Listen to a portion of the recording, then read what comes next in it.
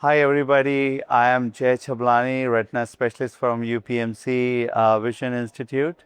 MacTel is a very interesting disease which is usually bilateral and it can present as a very subtle findings for many of our patients. And there are many conditions which can actually masquerade as MacTel. One of the common ones which we see is the tamoxifen maculopathy. Sometimes a solar retinopathy can appear like that, or sometimes just a lamellar hole could also be seen as MacTel. Or one of the common disease which we really want to differentiate would be age-related macular degeneration. So why these diseases tend to be a little more difficult to differentiate is that because when the early stage of the disease, the OCT findings, the imaging findings, or sometimes the clinical examination also looks pretty much similar. And that is where the role of multimodal imaging as well as the history comes in place.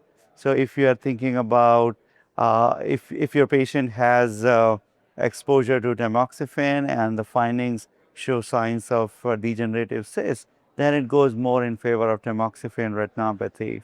But if your scan or the clinical exam does show some signs of drusen, then definitely it makes a diagnosis of macular degeneration, but differentiating it from the neovascular stage of macular telangiectasia from neovascular AMD is a very critical part. Macular telangiectasia does have a very specific OCT findings. Some of the OCT findings would be a very minimal inner hyperreflectivity.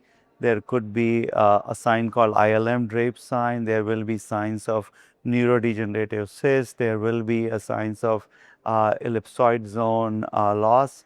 But the more important thing here, I always say, is that if you have a cyst with retinal thinning, is goes in favor of macular telangiectasia, but if you have cyst with retinal thickening, then it goes in favor of CME and associated causes for that. So I think there are few specific signs which you have to see on OCTs, and that will push you to get more definitive angiography, which will make the confirmed diagnosis of MacTel.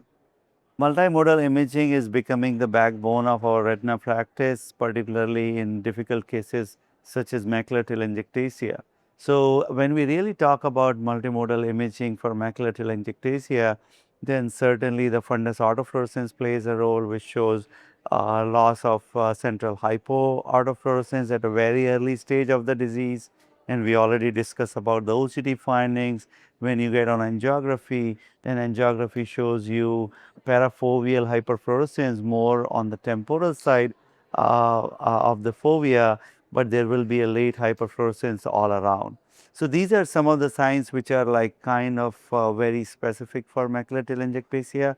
And why it is important to use this multimodal imaging is that though the MacTel is a slowly progressing disease, but if you are missing a neovascular AMD, or there are type 3 CNV, which is one of the common differential for MacTel, if you are missing a type 3 CNV, which can, if it is not treated appropriately or timely manner, then it can progress and cause vision loss or the central involvement. And that's why using multimodal imaging helps us to make the diagnosis of some urgent differentials from MacTel.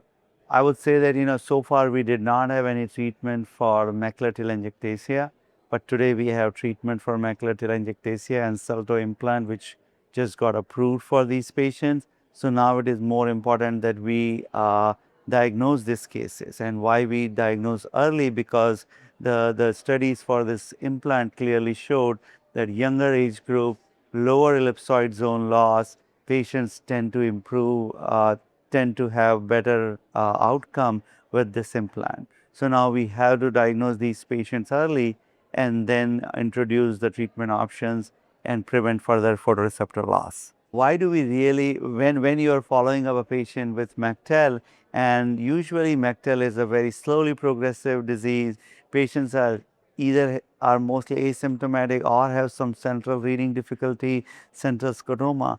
But if your MacTel patient is coming for an urgent visit with a sudden change in